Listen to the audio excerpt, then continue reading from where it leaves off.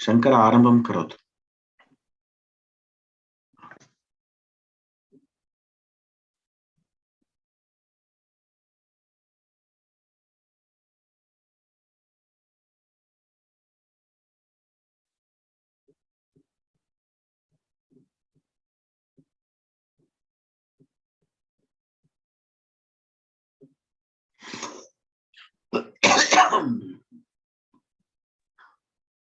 आरंभं करना।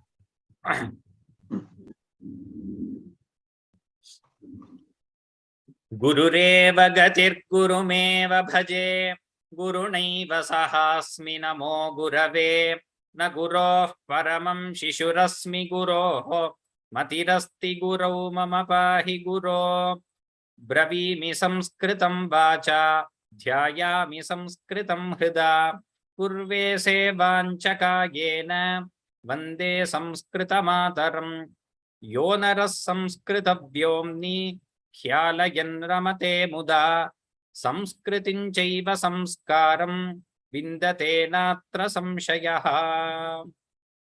नमः सभायै सभापतिभ्यश्च व्योमसंस्थायाः दशमानोत्सवप्रयुक्तायाः अस्याः विशेष उपन्यासमालिकायाः अद्य तृतीयम् उपन्यासम् अम्बा कुलकर्णी महोदयाः अस्मान् अनुगृहीतवन्तः। अद्य सुदिनम् अस्माकं व्योमसंस्थायाः दशमानोत्सवः प्रचलति। तदर्थं विशेष उपन्यासमालिकाः आयोजिताः। सर्वे महान्तः अत्र आगत्य अस्मान् अनुगृह्णन्ति इति अस्माकं सौभाग्यमिदम्। अतः सर्वेभ्यः स्वागतं वच्मि। I welcome Dr. Amba Kulkarni. All those who are listening to this lecture today will undoubtedly know her. She is a pioneer in the field of Sanskrit Computational Linguistics and natural language processing.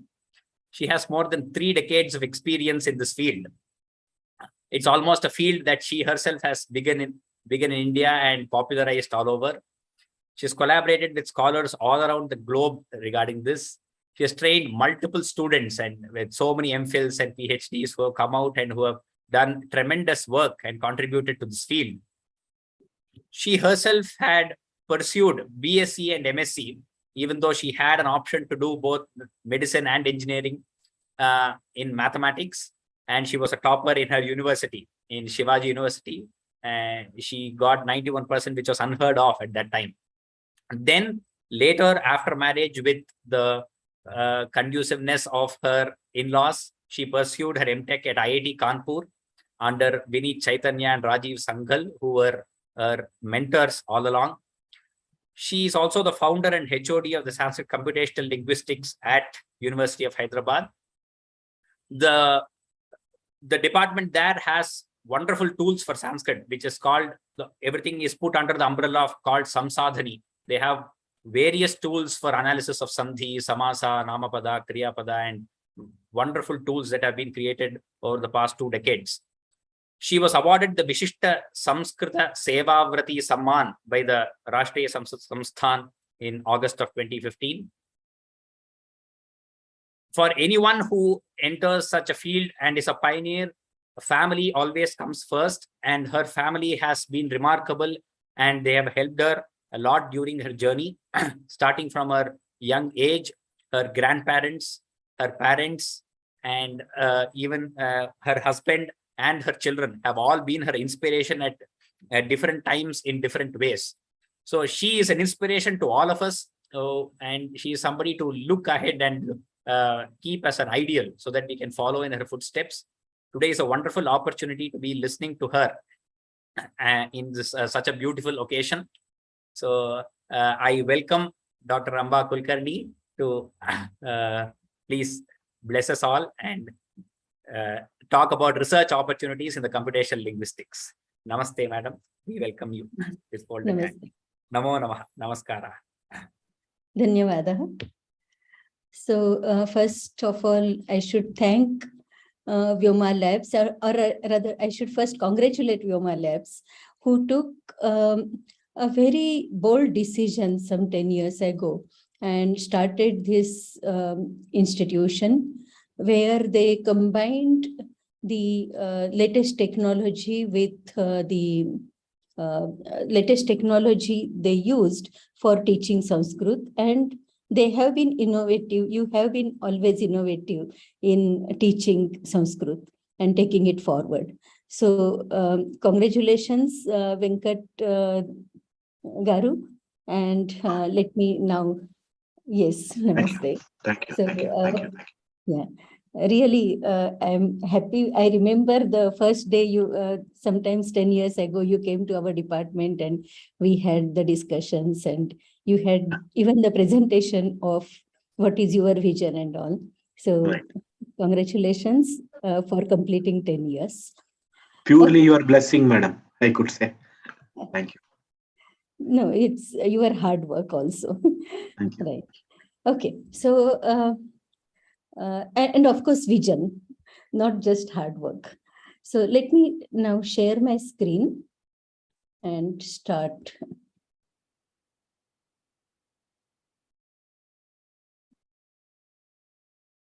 Okay, so what I need to do is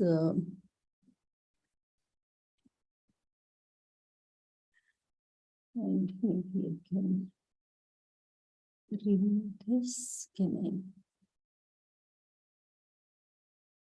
I? Okay, fine.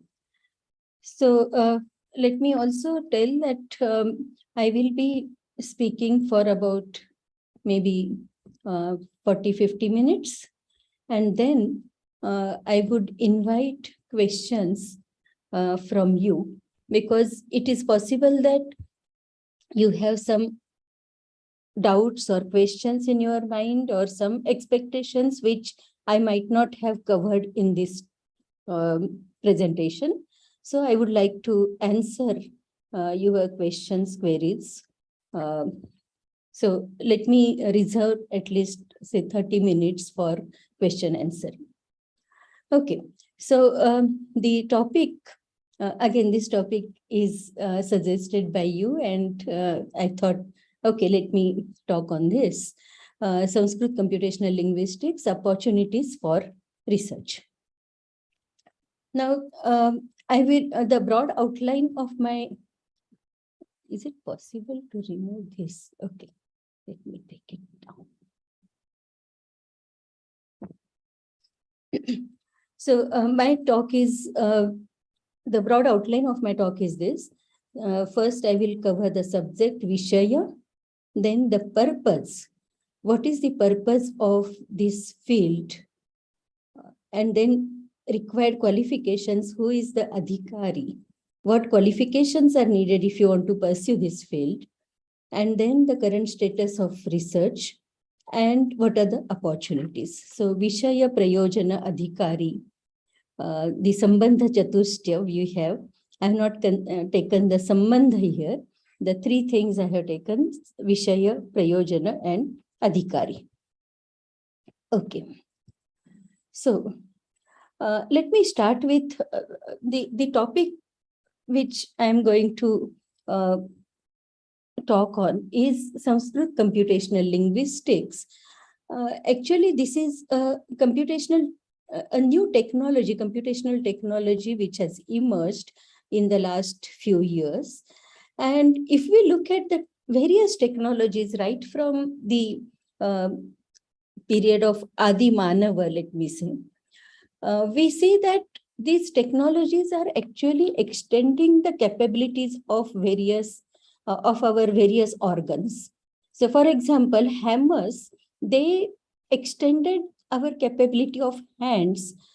Bicycle the capability of legs were extended. Now we can go faster from one place to another instead of walking if we use the bicycle. Similarly, microphone and telephone help us reach to a larger or distant audience. Telescope and microscope, with these tools, we could see very minute objects which were not which could not be seen through eyes, or distant objects which were not visible to our naked eyes. And then television, it combined the abilities of microphone or telephone and telescope. It extended the capabilities of ears and eyes together. Now we have remote access also, and then we have the computers. These computers are extending the capability of our brain, the numeric, logical, and linguistic abilities. Of course, there would be many more in years to come, but right now I'm talking about the numeric, logical, and linguistic abilities. So what is happening is, if you again look at the Adi Manava, or our ancestors, they had very strong limbs, whereas we don't have that much capability in our hands or legs. But with the help of these tools, we can do much more than we are much more stronger than our ancestors were. Similarly, with these microphone, telephone, etc., since the capabilities are extended, our knowledge about the universe, knowledge about various minute things which were not visible through our naked eyes, now we could see them, we can analyze them, we can understand them in a better way. So the knowledge sphere has expanded. Now, with the help of computers, what is going to happen? Already it is happening. Earlier, we were knowing only one or two languages. Of course, in India, we were very fortunate enough to have bilingual or multilingual communities. But still, only those people who were in contact with other language learning people, they were able to understand other languages. But now, with the help of computers, because computers, the technology that computers deliver is related to language, our linguistic abilities are now getting enhanced. Now we can read or understand or listen to any text in any language. Many of you might have used Google translators for translating from various languages to others. Now, this language technology is language dependent. So let me just contrast it with the earlier technology, where the language inputs were used, but they were language independent. For example, gramophone or tape recorder, telephone. We use telephone for conversation. Now, whether the telephone is used in Japan or in India or in Europe, the telephone was able to transmit the language phonemes across from one place to the other, independent of the language, whether it is Japanese or European language or Indian language. But that is not the case with language technology. You might have seen that Google has translation engines only for specific pairs. So though the machine translation systems are developed, these are language, there needs to be there is a need for language input. The same engine you cannot use for different pairs of languages. And that is because, so this language technology actually works with the linguistic expressions. It is not dealing only with the phonemes or the sound, but it actually tries to understand the language technology deals with the meaning part of it indirectly. It's not just looking at the sound part of it. So the relevant questions that we ask in language technology are how the language works, where exactly is the information encoded so that I can extract it. So various kind of information dynamics we will be interested in. How the information transfer takes place from one language to another, or what are the differences between two languages. These matter a lot when we are developing the language technology. So this language technology is very much language dependent, but there are certain things which are independent of language, and naturally the computer scientists are building such tools which can then which can separate the programming part from the language part. And once the language inputs are given, these programs can take that language and then produce the system and so on. So what becomes then essential is the knowledge of how a language works, where it codes the information and so on, how to extract the information from a language. These things become very important. Now, in the title, we have the term computational linguistics. This is an interdisciplinary field. And in this field, typically, what is done is modeling of natural language from computational perspective.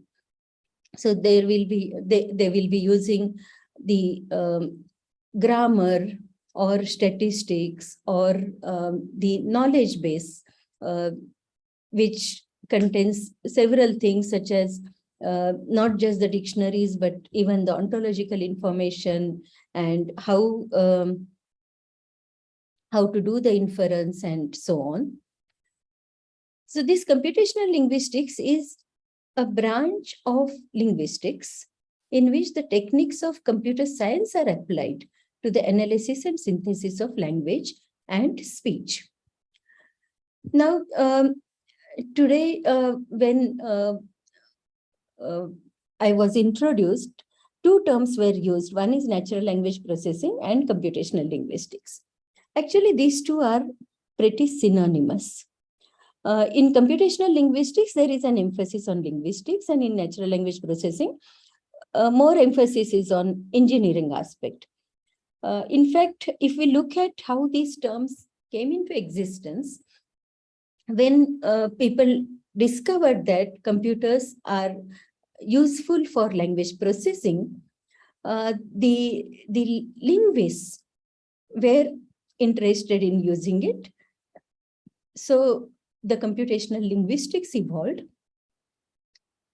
They were trying to build models, linguistic models, which are computational in nature.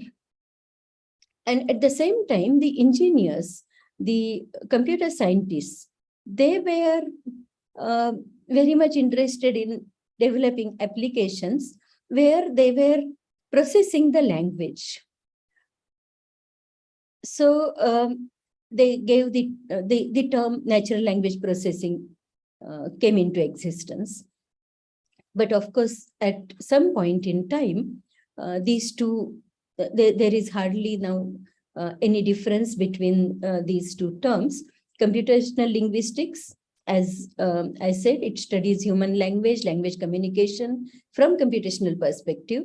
NLP, here the more emphasis is on building systems that facilitate some language interface. But over a period of time, these two now have merged into one. Computational linguists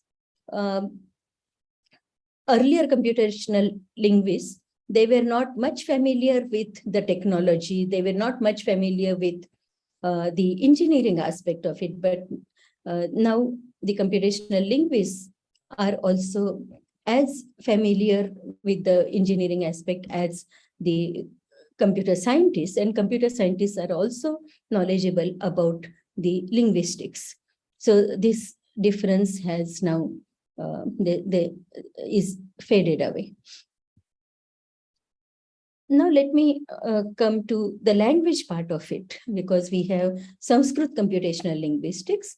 So this language, when we look at, when we say language, actually there are three aspects one can talk about.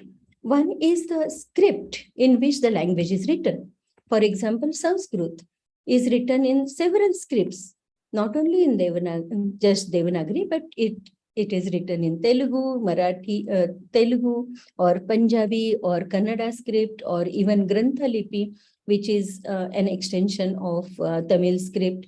And of course, there are earlier scripts like Sharada, etc.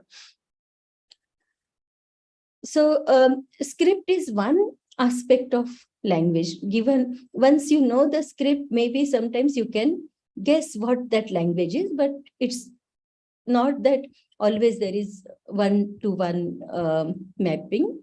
There is a script like Devanagari in which several languages are written, or same language like Sanskrit can be written in several scripts.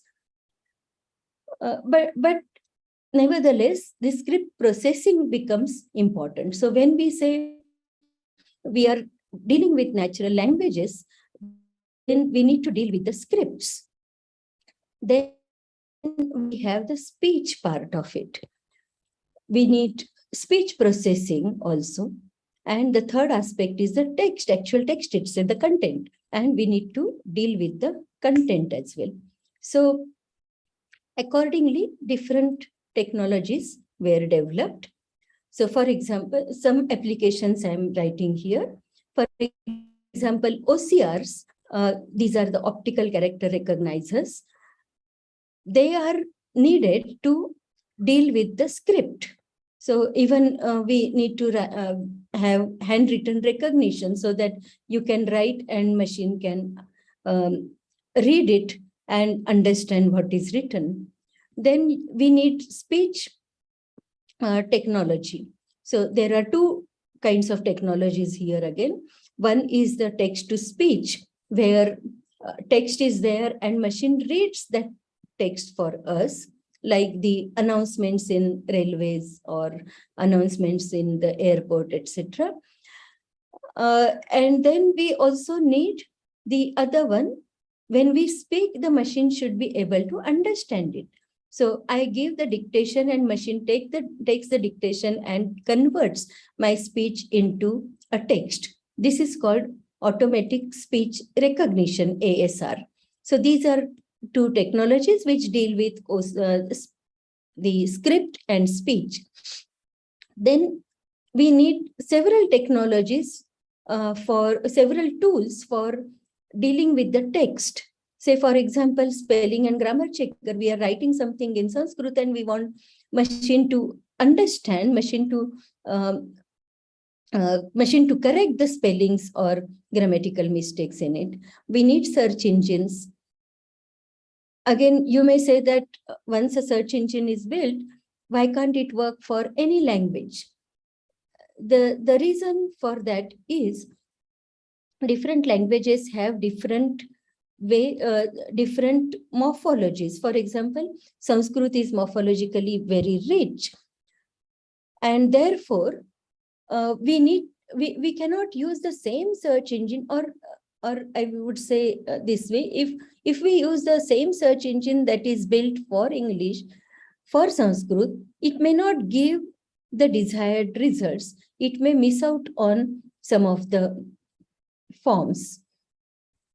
Similarly, there are various applications such as spam detection. In your mail, spams are detected automatically. There again, natural language processing is needed. Then we have the chatbots.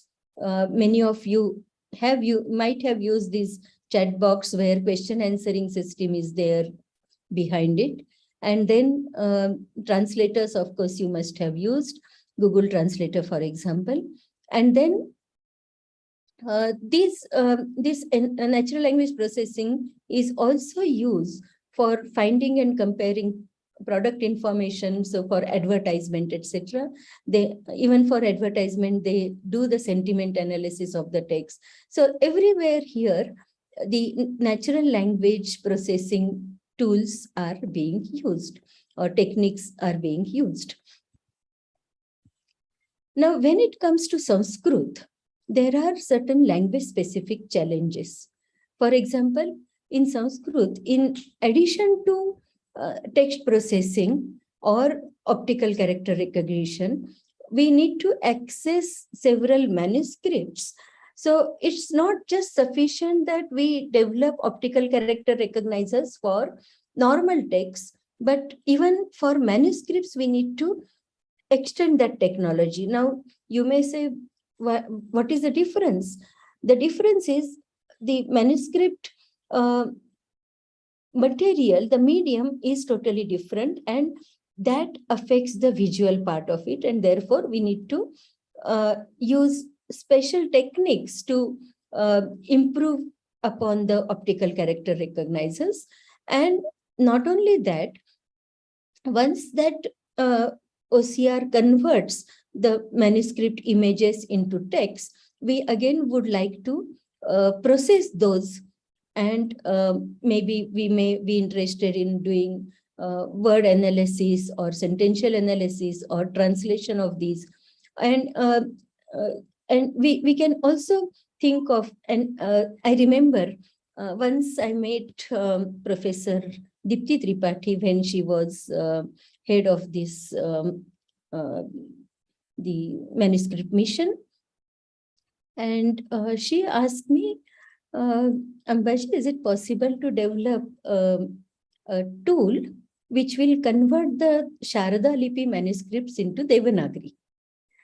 So, so this is something actually this is very much needed for Sanskrit, that we have certain texts in certain scripts and we need to convert them. Now, if it is a text, if you have a text in, say, Telugu, we can convert it into Devanagari very easily. But if we have a manuscript in, say, Telugu script, then unless we have a OCR for Telugu script, we cannot convert it into Devanagari automatically. We first need to develop OCR for Telugu script, convert it into Telugu script in, say, Unicode, and then that Unicode text can be converted into Devanagari. So Sanskrit has this language-specific challenge. And again, we have huge corpus, and we need to manage that. Now, this huge corpus, again, is very structured. So different texts are dependent on other texts. So there is kind of hierarchy among the texts. So you have the Ashtadhyayi, then Mahabhashya, and then you have Kashika. We have the Siddhanta Kaumudi, then you have Shekhara or Manjusha and all that. So we need to organize, because the latter texts depend or they refer to the previous text. We need to have links, etc. among these texts. Each text itself has its own structure. For example, if we look at Mahabhashya itself, in Mahabhashya, there is a very well-defined structure for each of the commentary on each of the sutras. So Patanjali starts with why each of the words is important in the sutra, and if some word is deleted, what happens, etc. After that, then he tries to give the he explains that sutra with examples, etc. And then he gives his own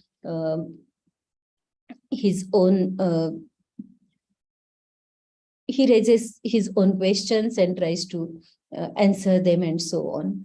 So there is a lot of structure in the commentary of each of the sutra, which needs to be captured and represented. And once we represent it in some formal way, and of course, within India, before computers came into existence, there were several attempts to capture this structure.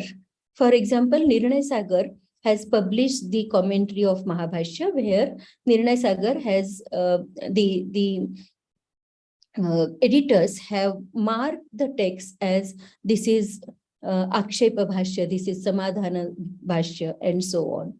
Or if there is answer to Pratyakshepa, the question to the Akshepa, and so on. So all these things are marked very well in Mahabhashya.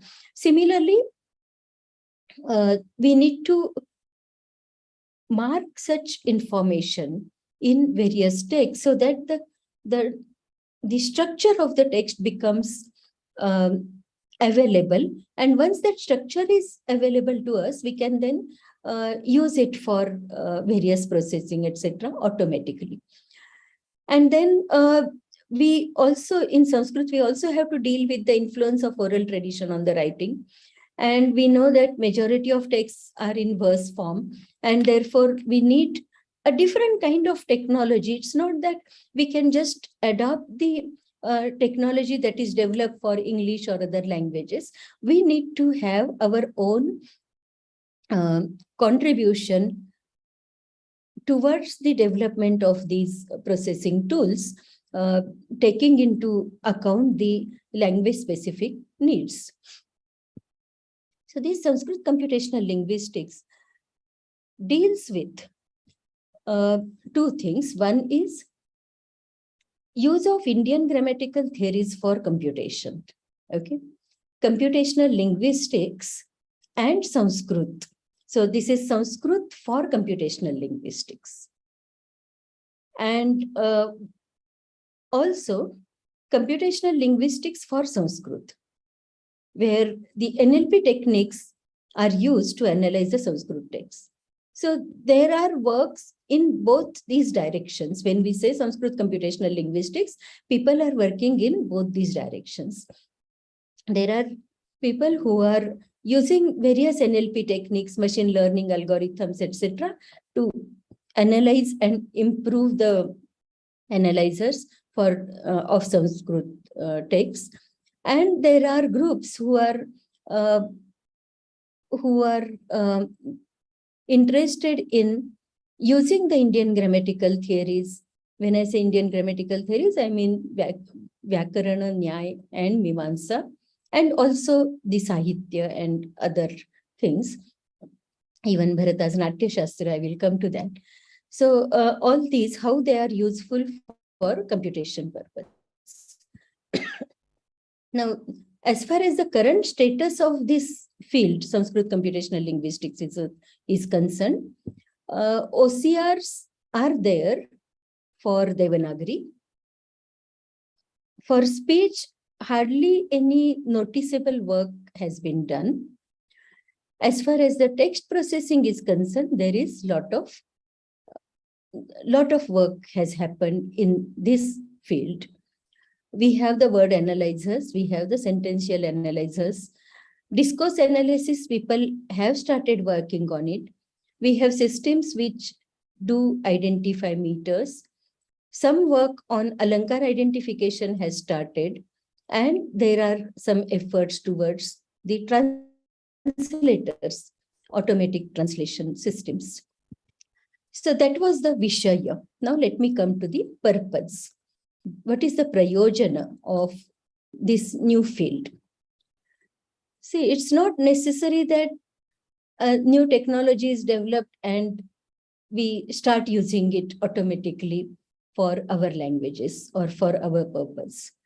Let me give one example. At some point in time, there was a technology for, there were typing machines. So we used to have those typing machines for typing English, and even for Indian languages, these typewriters were developed.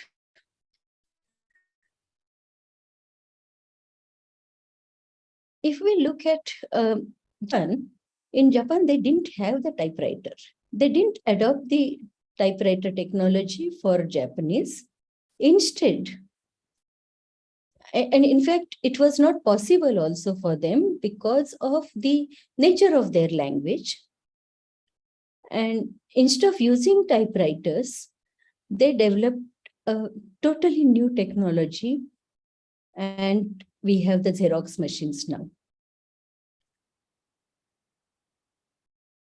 Unfortunately, in India, though our scripts were not linear, we adopted these typewriters, and those who have used the typewriters for Indian languages would be knowing how ugly the typing used to be for Indian languages. It was not neat. They didn't look elegant, or the type text was, I never liked it. For me, it was something very ugly. If we compare the manuscripts that are written for Sanskrit, you see how nicely they are written with lot of decorations and very good handwriting and all that. Whereas the type texts in Devanagari were very unpleasing. So when there is a technology, we need to decide whether we need any innovation in it, instead of just adopting it blindly for your language. Now, computational linguistics, when it comes to computational linguistics or the natural language processing, do we really need this technology for Sanskrit? Is it that everybody is using it for their own languages? We need to use it. So here I have tried to defend the necessity of using this technology for our languages. What is the prayojana? And I am just following Patanjali. I have taken the same Raksha, Uha, Agama, Laghavartha and Asandehartha. But then I have tried to interpret it in a different way. Raksha, of course, we need this computational technology because we need to save our languages from getting extinct. And in that sense, really, Sanskrit has been very open. Though our tradition is oral tradition, we didn't mind developing or having the manuscripts, and later on we had printed books, and now we have put everything, all these texts are available online. So, but it's not just having the text online. We need the technology for further preserving it. And so we need to develop this technology for Sanskrit in a way so that we can preserve the essence of the language, essence of our literature. So, as I said, we have a very structured literature. So we need to preserve that structure. And therefore, we need to improve upon the current technology for Sanskrit. Then Uha. And here, I would emphasize on our Shastras. We are really fortunate. India is the unique civilization, I should say, Indian civilization, which has contributed to the linguistics with such a large impact. We have Vyakarana, Nyaya, Mimamsa, the whole tradition which deals with language sciences. And these Shastras, they need to be preserved. Now, preserving not in the sense that we just preserve the teaching methodology, or we just preserve the continue teaching these things, these sciences, but we should also bring some innovativeness in these, or we should see how these are relevant in the current, in the present age. So, for example, the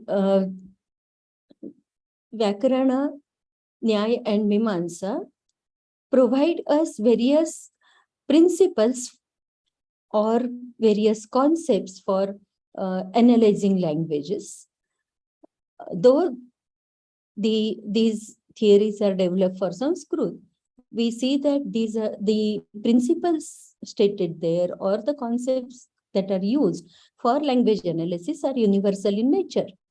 So if we can apply these Shastras for processing of other languages, and here in order to do that, we have now the technology available, and we can extend these Shastras using this technology for other languages also. Or we use these Shastras to develop technology for other languages. And then we have Agama. Now, these computational linguistic platforms will be useful to understand the text in Sanskrit, any text in Sanskrit. So, of course, teachers are there who will be teaching you the text, but then when teachers are not around, then you can always use this platform for understanding the text. And then Laghavartha, sorry, there is a typo, A should be there. Now, there can be ease of communication because of this. How? Suppose I am speaking in Sanskrit, the other person does not know Sanskrit. These tools can help us in translating from Sanskrit into other language, or from any other language into Sanskrit, etc. So in that sense, there is we need not know the other language, and the communication still can be established. And then, of course, these will be useful for asandehartha, for deciphering the text, because now machine can tell us what are the possible meanings and which meaning is possible in a given context, what are the constraints, or in all these machine will help us, provided we develop this technology in a proper way. There are no outliers. So while developing the technology, we need to see that there is no, there are no outliers. So there is no ativyapti that we need to ensure. And of course, avyapti also we need to tackle with. Now the question is, suppose I want to work in this field, what are the skills that are required? So if you are, now again, there are two aspects which I mentioned, Sanskrit for computational linguistics and computational linguistics for Sanskrit. Whatever aspect you take, you should have good understanding of Vyakarana. Some exposure to Mimamsa will be important. If you are dealing with, say, inferences, till now we have not, we do not have tools which will deal with the inferences, etc. But there is very soon we will be requiring these techniques as well. For example, we may have to decipher the pronoun reference, what this aham or what this that refers to. And there we will have to look at the Shaktivada, or if there is a question answering system to be developed, we may need to look at the inference engine and so on. Sahitya, of course, the knowledge of Sahitya again is needed. In the beginning, when computational linguistic tools were being developed, at that time, just knowledge of Vyakarana was enough, because we were developing just the word analyzers where we don't need any other Shastram. But now when we are proceeding further, after developing the word analyzers, we are going towards sentential analysis or discourse analysis. There, just the knowledge of Vyakarana is not enough. Unless you have read Sahitya, unless you know how the Vyakaranic knowledge is used in Sahitya to understand the text, etc., developing or contributing to the development of tools becomes very difficult. So you should know the use of language, and then only you can contribute to the development of various tools. And at the same time, this is regarding the language related knowledge, but at the same time, since only language related knowledge is not enough now, the reason being not that there is now a trend of using machine learning approaches, etc. But there are several instances where you cannot specify the algorithm for certain things, and it is only through the observation you can decide what is the meaning of a specific word in a given context, etc. So in order to develop tools for, say, word sense disambiguation, you cannot come up with just rules or algorithms for disambiguation of words. You also need to, because writing these algorithms is not that easy. There will always be cases of exceptions, and then how to handle these, that we will not be knowing. And there comes the importance of data sciences, the importance of machine learning approaches. And for that, you need to have a very good background in mathematics as well as data sciences. So over a period of time, the requirements are required skills. The list of these skills is getting lengthier. Earlier, those who worked in computational linguistics, they had some background of Vyakarana and some programming. They were able to develop the systems. But now, since the basic systems are ready and we need to go ahead, unless we have these good background in various these aspects, it's difficult to contribute meaningfully to this field. And now let me start with the potential research areas. Again, I divide these potential research areas into 2 or 3 categories. First one, to develop tools or modules for Sanskrit.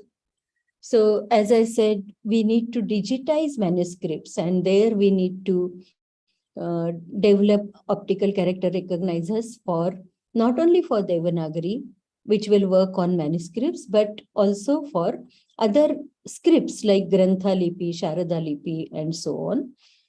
Then speech processing, very little work has been done so far. We need to work towards that also. Sorry, there is a typo here. We don't have the text-to-speech or automatic speech recognizers yet for Sanskrit. And these are useful if we want to communicate orally instead of typing. And then, as I told earlier, text encoding initiatives are there for the language encoding or the text encodings, independent of languages, of course. But as I told, Sanskrit has its own, Sanskrit texts have their own structures. So we have various kinds of embeddings that are there in various Sanskrit texts. It's not just the Wikipedia kind of structure is not enough. Wikipedia is okay to link various words from one text to another, etc. But if we have something like, if we want to represent the structure which is stories within stories, as in Panchatantra, some kind of recursion is there, and then suppose some pronoun is used at in one of the internal stories, whether that pronoun refers to somebody in that story or somewhere, some character outside that story, we need to find out. So there are various such problems which we will be dealing with, where we need to know the structure of the text. And therefore, it is necessary that we look at the various embeddings or various structures of our text and come up with annotation scheme for Sanskrit text separately. Of course, whatever is there in TI, we can use it as it is. But what I suspect is whatever is there in TI is not enough for representing Sanskrit text faithfully, if we want to do some automatic processing of these texts. Similarly, search engines we need to build where sandhid words can be handled. And of course, we may need search engines to search not just the phrases, etc., or sentences, shlokas, but we may also will be interested in knowing where is this particular verb used in lit lakara in Uttam Purush Ekvachan. And then machine should be able to answer, machine should be able to get such words and show us the complete context, etc. For researchers, especially, such search engines will be useful. And then we need to develop tools for communication and understanding. That is, I want to say something in Sanskrit, I want to write something in Sanskrit faithfully and without any mistake, that whatever I have written should get transmitted to other person who does not know Sanskrit.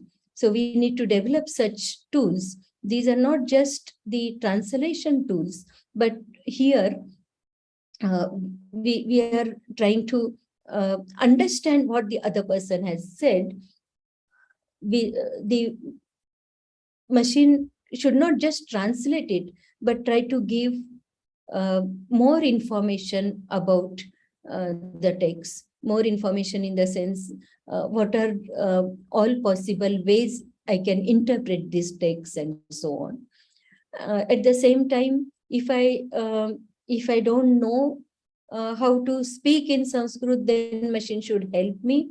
I would just say that, oh, I want to convey this information where this particular event is happening. These are the different participants in this event. And then machine should generate that sentence automatically for me. So of course, there are efforts going on in this direction for other languages. But since we already have the Panini's grammar and the theories of Shabdabada, which deal with these two aspects, we should take advantage of these two, and then develop the systems which perform better.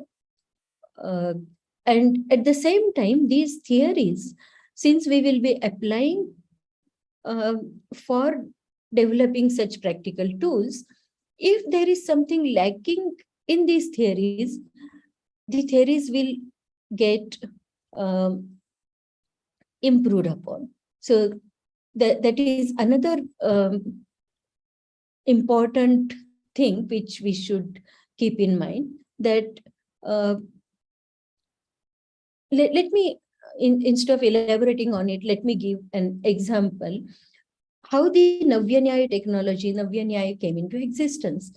It was because the need was felt for proper communication without any ambiguity, etc., and a new language was developed.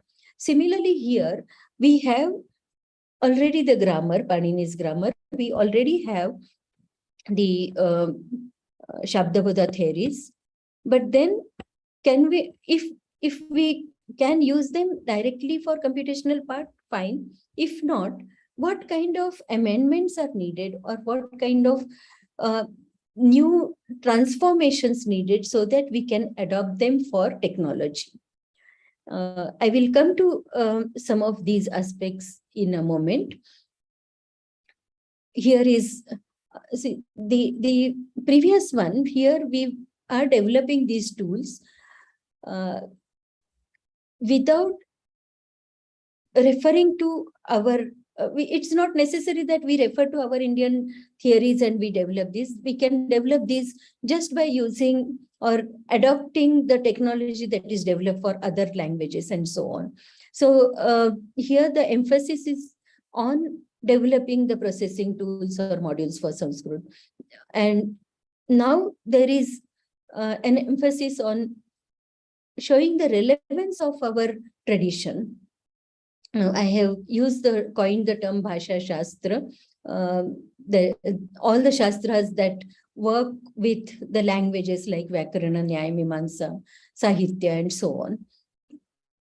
So definitely for discourse analysis, we need to look at the Mimamsa theory. And then Rasa theory we can use for literary criticism, theater appreciation, etc. So we can develop modules that will do the literary criticism, will look at the bhava, vibhava, etc. of the Rasa theory, and come up with saying that a kind of sentiment analysis that they do for other languages. For that, we can see if the Bharata's theory, the Rasa theory can be used. And then for analysis of figures of speech, that is alankaras, again, we can use our traditional theories. For handling pun or shlesha, we need different modules. And there we can look at what our Shastra says and see if we can have modules which will show us if something is shlesha, some text has shlesha, then machine should point it out to us, show that yes, this particular text has shlesha and these are the analysis, etc. We also know about contribution of Navya Nyaya for their inference engine, Panchavayavi. And a lot of work in this area has been done. There are comparisons of this Panchavayavi with the normal modus ponens and various other techniques that are used for inferences. But can we develop an inference engine based on Panchavayavi and see what are its limitations? This is something just out of curiosity, one may take up such study. And then the kavyas, they have various gunas like prasada, madhurya, ojas, etc. So it should be very easy to develop a simple machine learning text classifier to decide whether a kavya has madhurya in it or has the oja guna or prasada, because the various features of these gunas have already been specified by the Sahityikas, and these are most of them, they do not deal with the meaning part of it, but they deal with the phonetics. And I think it should be very easy to deal with to decide the guna of a kavya. Now, where will it be useful? We are now looking at the aesthetic part of it. And this, I think, is independent of language. The prasada guna, madhurya, ojasa, whatever is the language, the kavya, in whichever language the kavya is, you can decide these gunas independent of the language. Of course, when the meaning part comes, naturally we will have to depend on the language, but most of it, I think, can be handled just using the phonetic properties of various phonemic units. And then this is something which recently I was discussing with my students. We have Ashtadhyayi, we have Siddhanta Kaumudi, and Pushpa Dikshit has come up with a new methodology. And I should say that this is something which is very innovative in nature. When we started looking at what she has done, we already have developed a morphological analyzer following using the Rupa Chandrika and the paradigm approach, let me say. And we have used the finite state automata. And what we have observed is the finite state automata tries to optimize the paradigms. And in Paushpi Prakriya, she has done the same thing.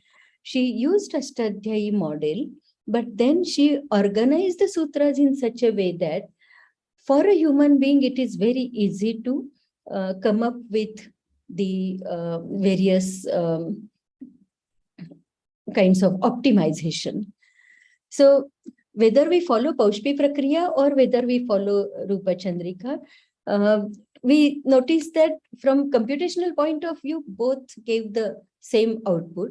But whatever finite state automata machine builds, when we use the word and paradigm model, the same automata actually Paushpi Prakriya is leading to, but all the optimization is done in the organization of the sutras.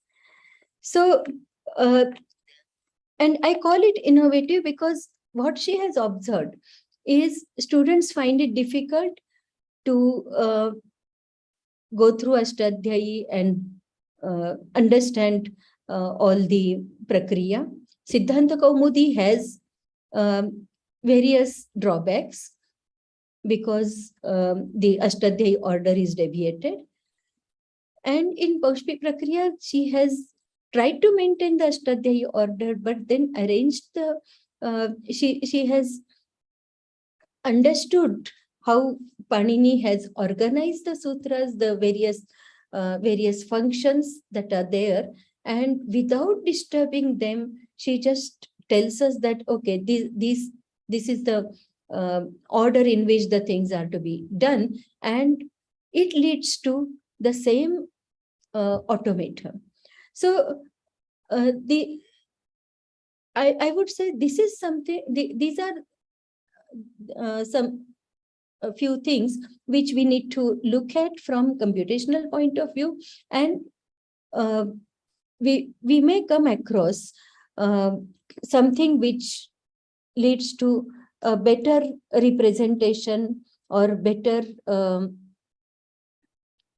from processing point of view, better model for Ashtadhyayi. And the third important aspect here is development of various linguistic resources.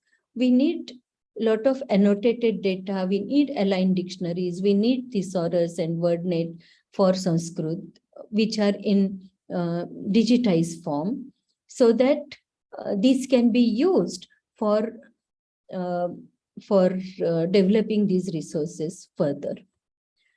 And then there are allied research topics, like the structure of Ashtadhyayi itself has attracted many computer scientists and linguists. They are looking at it from computational point of view. Even the Ashtavikrutis in Veda Patha. How is that the Vedas are preserved without a single mistake? Why these 8 Vikrutis are enough? Or how can you prove that these are necessary and sufficient for transmission purpose? This is something which is useful from the theoretical point of view, or from understanding how the Indians came up with these Ashtavikrutis, and why only Ashtavikrutis, why not more than that, and so on. So there are many such questions. Just 2 I have mentioned here as potential research areas. And now I would like to have some other. Let us have question answering. Already there is some question. Yes, the question is,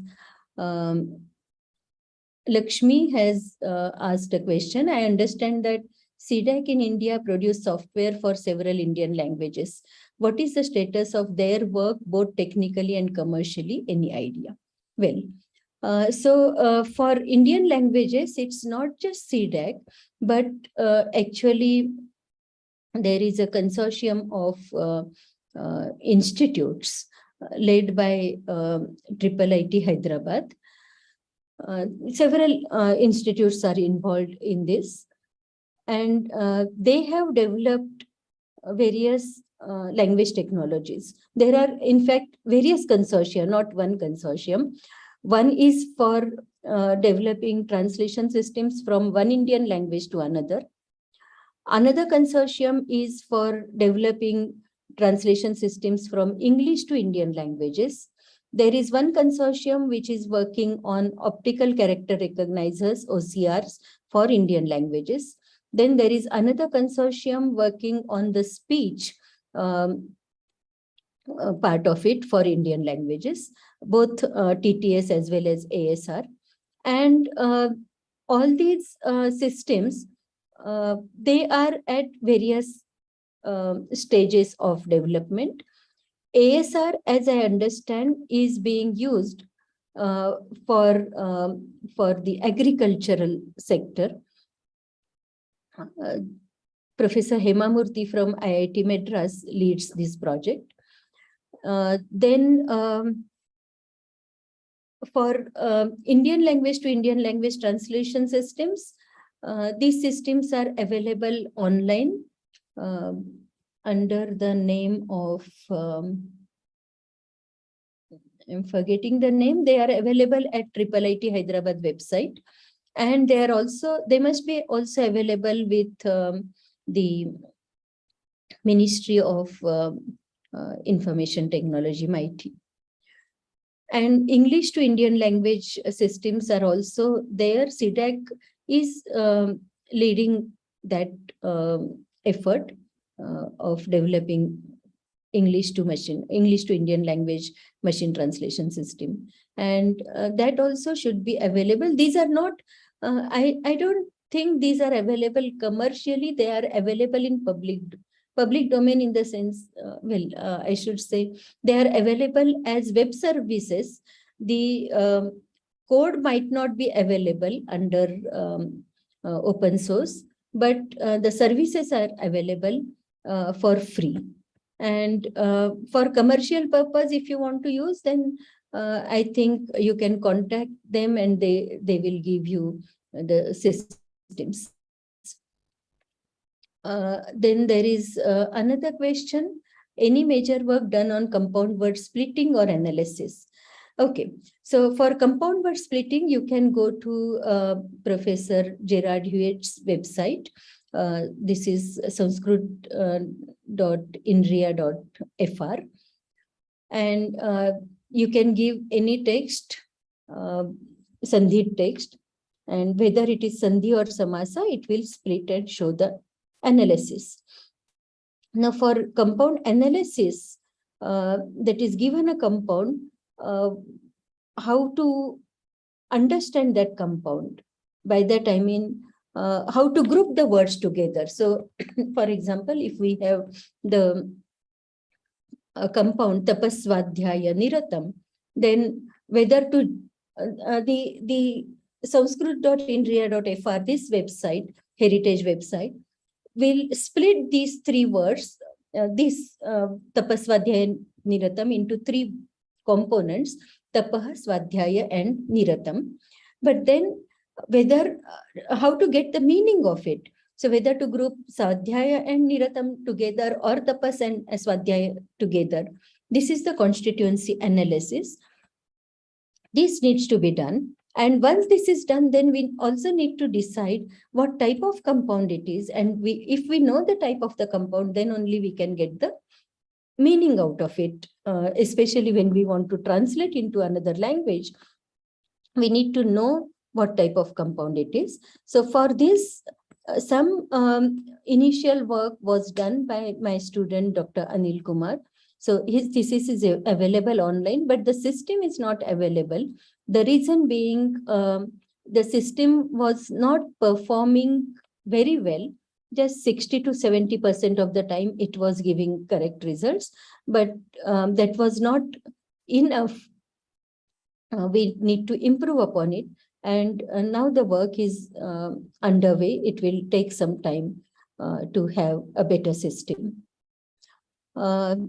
Okay, now there is next question. What do you feel about Google incorporating Sanskrit translation? Will the language evolve with more digital media integration, or it will dilute from its core essence? Very good question, very important. Well, see, the globalization definitely has a lot of impact on our Indian languages,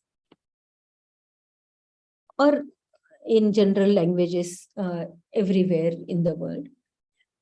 And these translation systems definitely are going to impact a lot. But what worries me more is Google is using machine learning approaches. And in machine learning approaches, there is no human control. What machine learns and why it has learned that, we don't have any answer for it. And how to correct that, if machine has learned something in a wrong way, how to correct it, again, we do not have any control over it.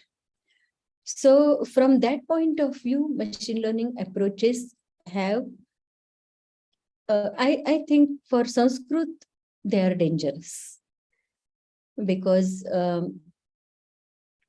we may get translations which are totally wrong. And at some point in time, then people will start believing what machine is doing, and then there will be a chaos. Okay, then there is a question. What is the utilization of Shabda Bodha written according to Vyakarana and Nyaya school of a sentence in the computational field? Or how can I relate the Shabda Bodha system with computational linguistics at the discourse level? Okay, good question.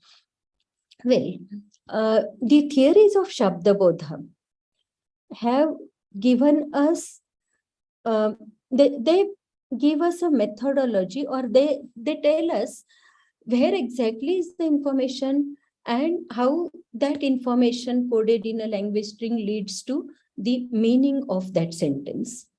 So it's not just the Shabda Bodha in the sense of Ramakartrukar Vanakarmaka Gamana Kriya or Uttara Deshanukula Sanyoga, etc. This is not something which is important, but what is important is they tell why Rama is Karta.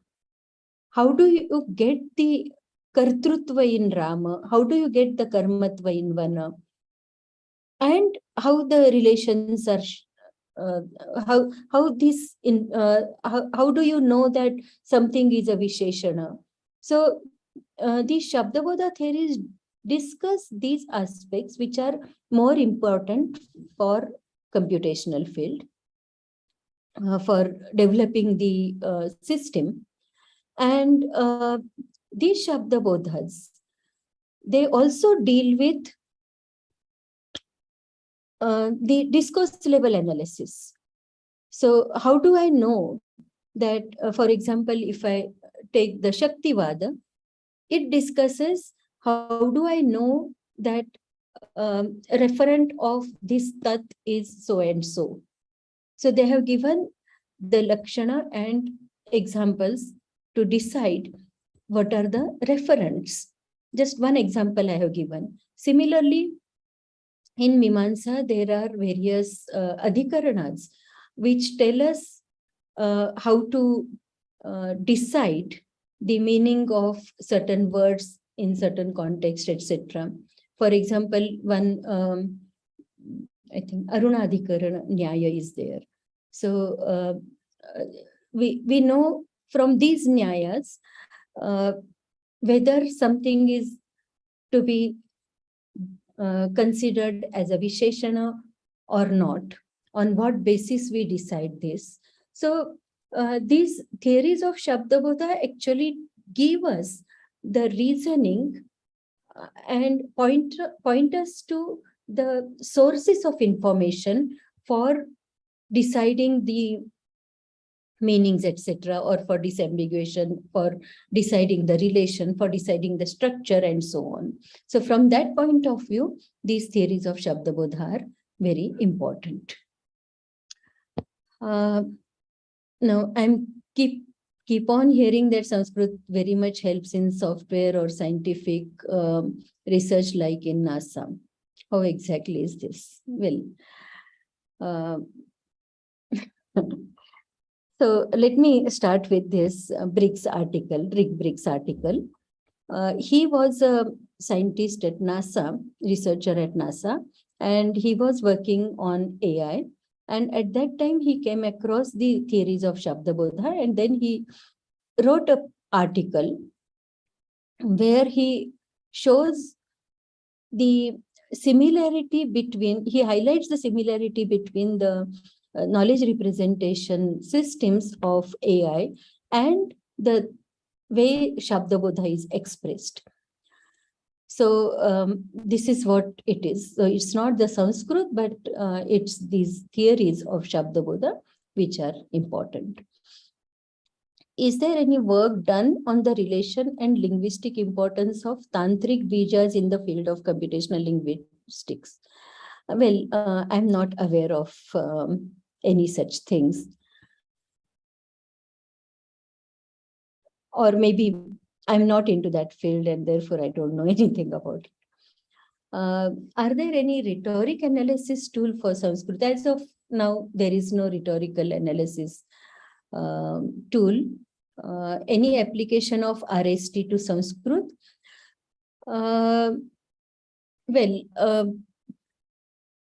There is no application to Sanskrit as such, but in one of my students, Dr. Monali Das, she looked at the RST theory and she found that she tried to compare RST with various discourse analysis techniques or discourse analysis tagging that is available in Indian tradition, but RST is not used for Sanskrit per se. However, I know RST was extended by one group at Anna University in Chennai. Their names are Ranjani Parthasarathi and Professor Geeta. So these two professors, Professor Ranjani and Professor Geeta, they with their students, they used Indian discourse relations to extend the RST, and they applied it to English, and they got better results. Is there OCR for Sanskrit written in Devanagari and Sharda script? Yes, for Devanagari already OCR exists. You may contact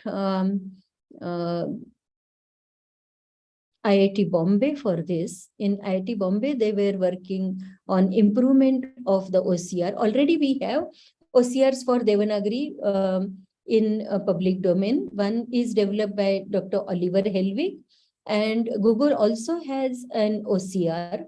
And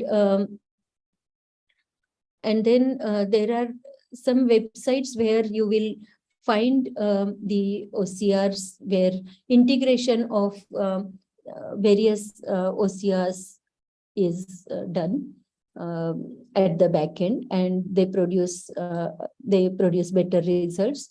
And there is one team working at IIT Bombay for the improvement of OCRs. So you may contact them for that. For Sharda script, I am not aware of any OCR. When can we find Sanskrit under Google language list for text to speech and speech to text? Please ask Google. I don't know.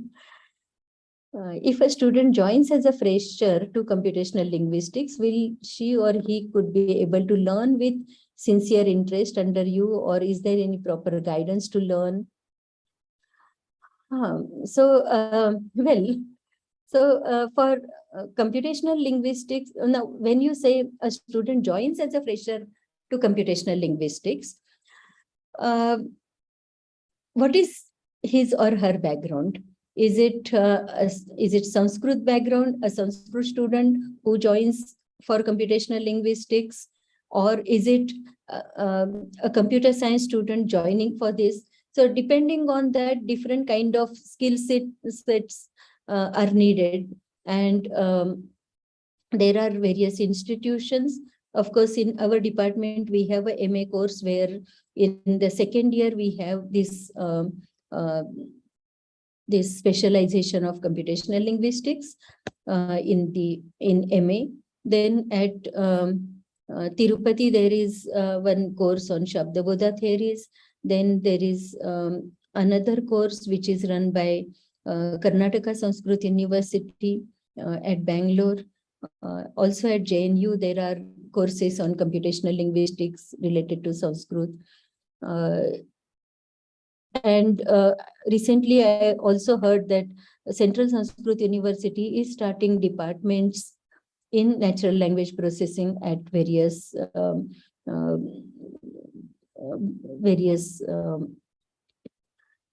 institutes under Central Sanskrit University in different campuses of it.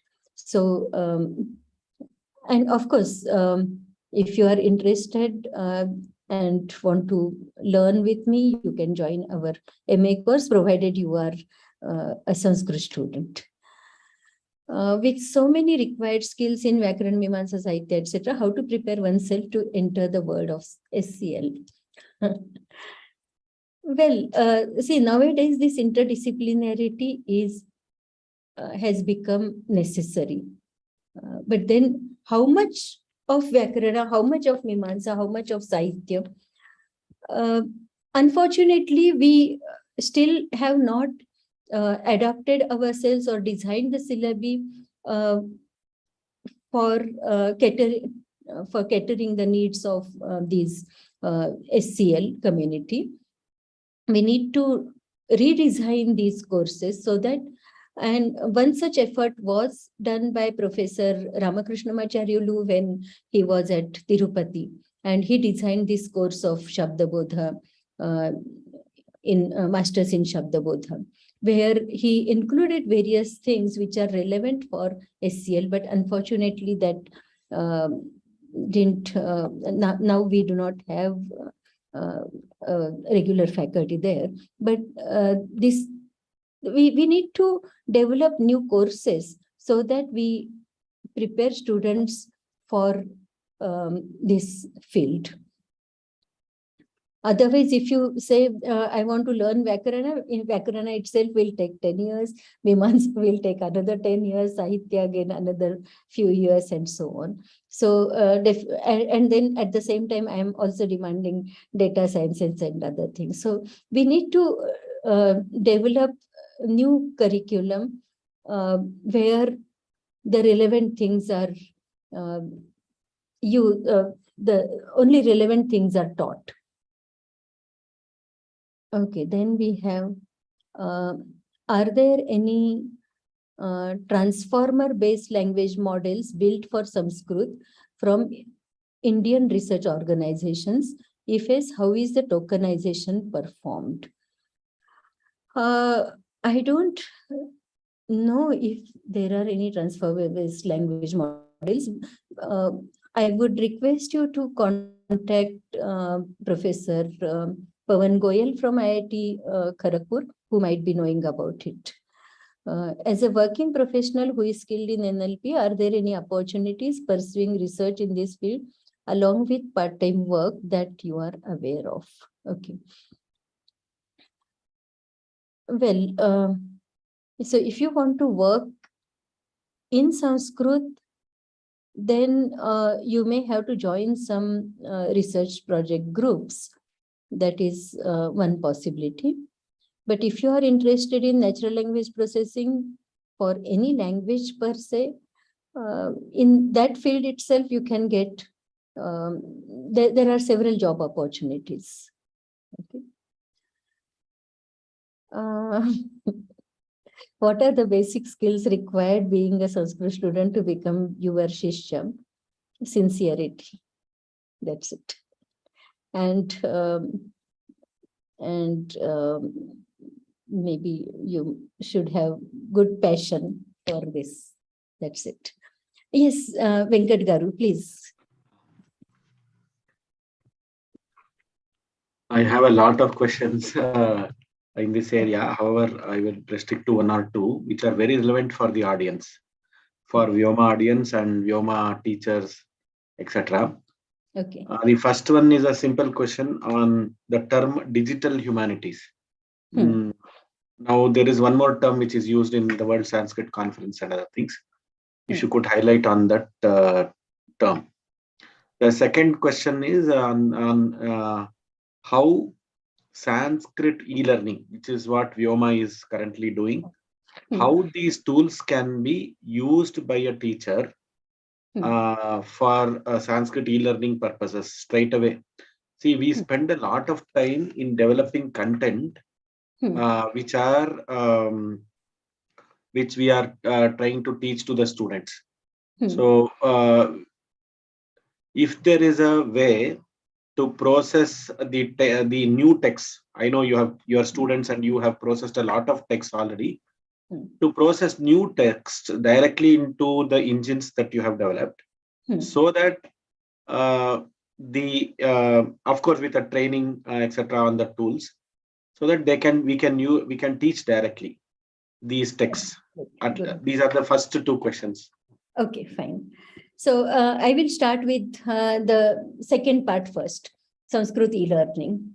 So, well, so your requirement is you need an environment where you give the text and outcomes something which is which then can be directly used for teaching purpose. So for this purpose, we are developing a dashboard. Recently, we got one project and we are developing one dashboard. And recently, we also had a meeting. Had I known that you are interested in such things, I would have invited you directly for that meeting as well. But nevertheless, we can have when the next meeting happens, I will definitely keep in mind to invite you also to get your inputs. So right now we have come up with some architecture for this dashboard, and we are working towards it. At some point in time, I will contact you and get your inputs also on that. And once that dashboard is ready, then you can directly feed in your text.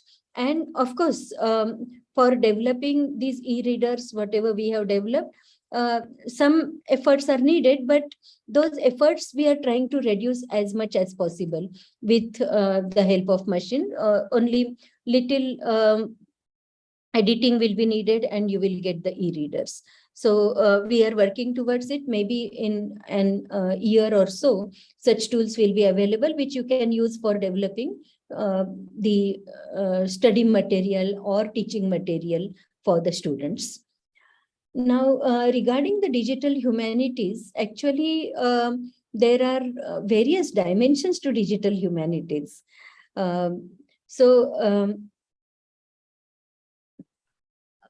I think it itself will take a long time. So, maybe in short, what I will tell you is, it's not just the text processing. Okay. But various aspects which I have covered, such as the manuscript, speech, or philology, for example. Philology, yes. That also will come under digital humanities. So, okay. Suppose you want to compare two texts automatically. Okay. Tools towards that, they will come under digital humanities. Okay. Or, and of course, in digital humanities, they are also looking at not just the textual references, but actual performances.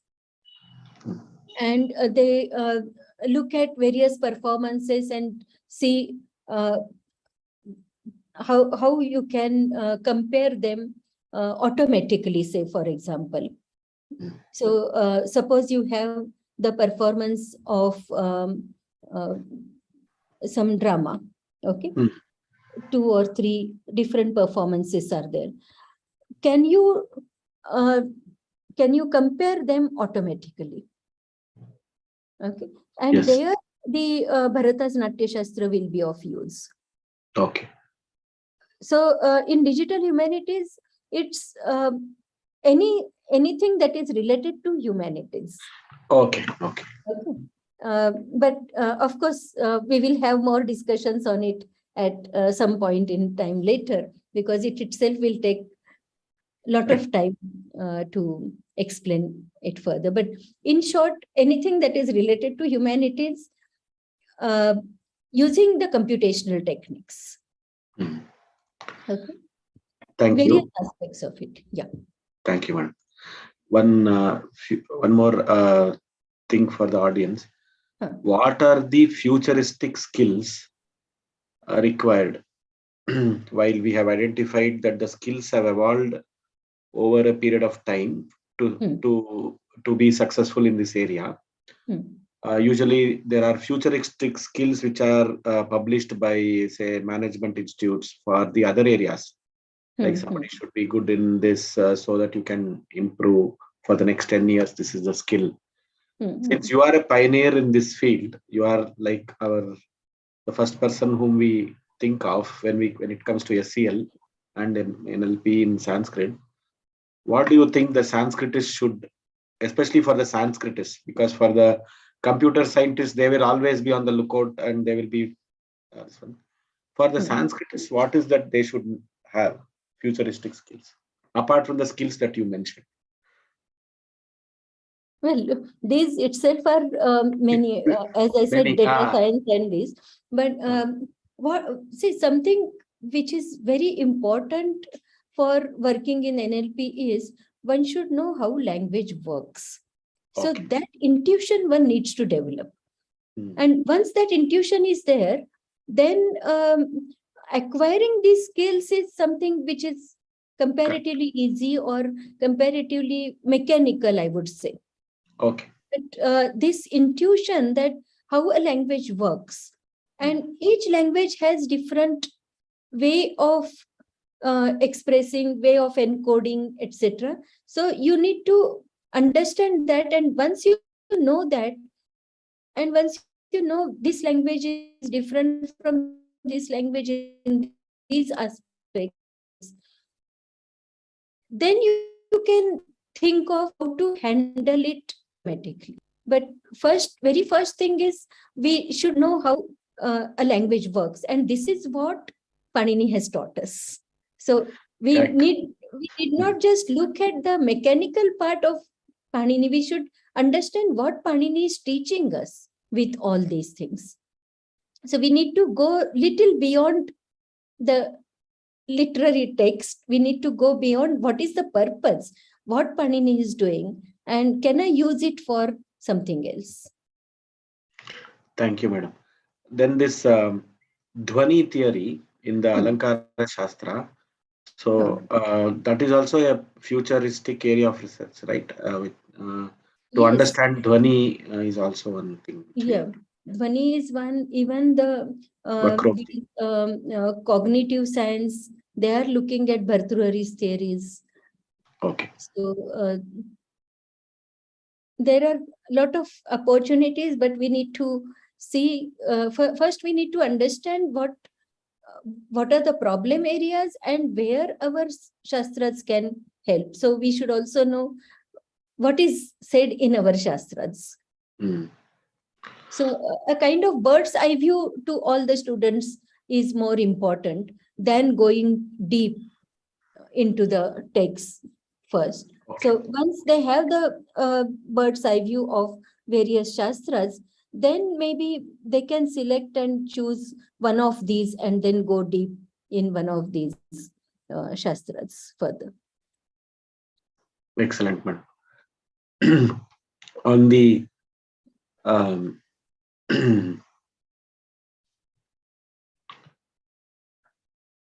there is the robotics is one area which I think it is very, very common nowadays that people are choosing robotics. Yeah. Are you thinking of developing any such? I myself am not definitely, but in robotics again, if we look at the Mimamsa theory of Shabda Bodha, we have their bhavana, Shabdi bhavana and Arthi bhavana. Arthi bhavana, yes. Right? So Shabdi bhavana is something which we are dealing with. Arthi bhavana is needed for robot to operate. Okay. Okay. So I will just put it in this way. Yeah. Okay. Then extending this SEL to other languages, you are telling that this can be extended, etc. Now, what is the work done for other Indian languages? At least for Kannada, I think there is a project under UOH only. But for other languages, is there some work done so that? Okay. So actually, application of our Shastras to other Indian languages is something which was taken up long back at IIT Kanpur under the leadership of Professor Vinit Chaitanya and Professor Sangal. And during that time, they tried to apply, or even the same work is still going on at IIIT Hyderabad under the leadership of Professor Vinit Chaitanya and Professor Deepti Sharma and Professor Sangal.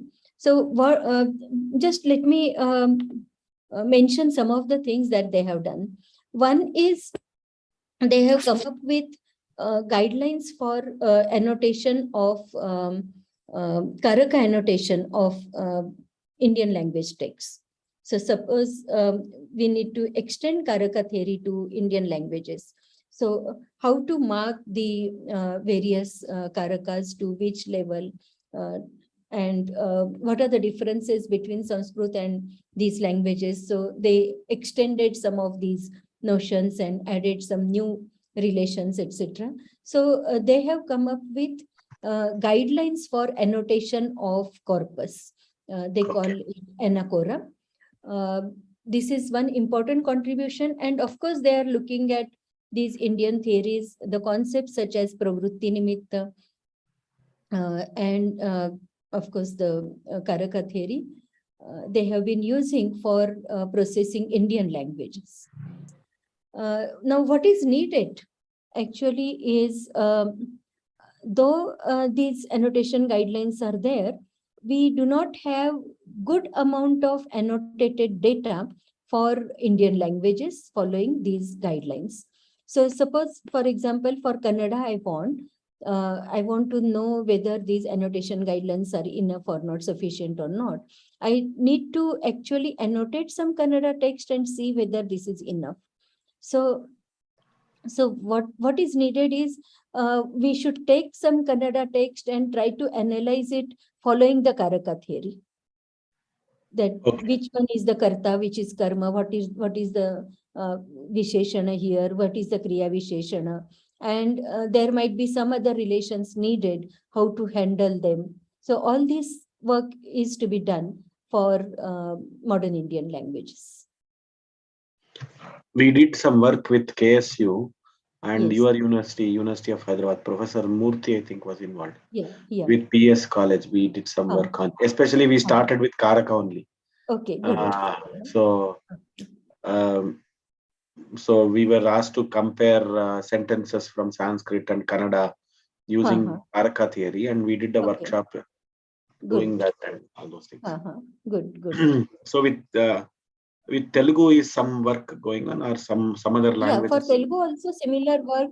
Yes, for Telugu already we have a lot of work done under the leadership of Professor Uma Maheshwar Rao at University of Hyderabad in Center for Applied Linguistics and Translation Studies, and at IIIT Hyderabad also work on Hindi and Telugu is ongoing. For Malayalam and Tamil also there is some corpus which is annotated for this under Karaka, using Karaka theory. And for Telugu already a parser is developed. So what the students did was same parser which I developed for Sanskrit, they extended it for Telugu. So now they have a Telugu parser. Of course, it still cannot handle complex sentences, but some work has been done, and that work would be available on their website of the Center for Applied Linguistics and Translation Studies of University of Hyderabad. Thank you very much, madam, for your patient answering of these questions. You are an encyclopedia of knowledge. That is what I can say.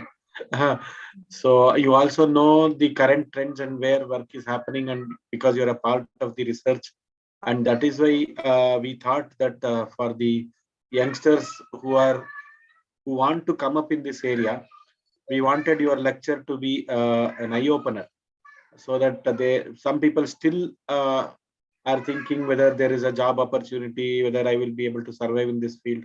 All these things, many students come and ask me. So I said, definitely this is a very, very, very important field, and we have to, both from the research component, from the teaching and the applied component, we will have to work with the teams, the experts. Yes. So I thank you very much. I think there is one more question. Shankara, what should we do? Only one question. It was from YouTube. No, this more than that. YouTube, there are two, I see. I would love to have a Sanskrit character set and morphophoneme terminal for using Sanskrit when programming. Is there any plan to generate such? Sorry, I don't have any idea regarding this. Then I don't know if anybody is working on this. But of course, that is just a comment. Well, of course, you can use the Unicode nowadays directly on terminal, so that should not be a problem, I think. Naming things is said to be one of the hardest problems in computer programming. Sanskrit does this so elegantly. It is a match made is Swargaloka. They mean Swargaloka, I think. Swargaloka. Okay, fine. So this is just a comment. And then there is one more question. Still, many are not aware of computational Sanskrit and Shabdabodha systems in Sanskrit. Kindly tell what is the reason? Though it is very needed to the upcoming generation. Okay. Well, we teachers need to tell them about the Shabdabodha theories and okay. Fine. Right. Okay. Shankara, formal vote of thanks. Dhanyavadaha. As Venkatana already said, everybody has a bhandara of questions. They have a huge basket of questions to be posing to you. Probably we should request you to give us a course sometime in the future where we can have a few lectures together on Sanskrit Computational Linguistics, Sure. which would help. A lot of people are now looking to work on this. We do see passion around and they want to develop the skills and they want to work in this. And as a pioneer, you would be one of the best leaders to lead them and at least guide them as to where they can go, what university, what research group they can be associated with, and depending upon their particular interests. So thank you a lot, madam. Dhanyavadaha. Punaha punaha namamsi bhuyamsi aham vakshe. It was a great lecture for us. It was very enlightening, and for all the research scholars and passionate people out there, it would have been very interesting and very the guidance offered was wonderful. So this is exactly why we wanted such a lecture, and by having by patiently answering so many questions, so one after the other, there was a lot of questions coming in. You have helped us a lot today. We look forward to being associated with you and always have your guidance upon this matter. Namo namaha, namasarvebhya. Thank Oh, you, no. Namaste. Thank I you, also thank you. enjoyed a lot, especially the Samvada part of it. Thank you very much. Dhanyawad. Thank you. Thank you, ma'am. Thank you. Namaste.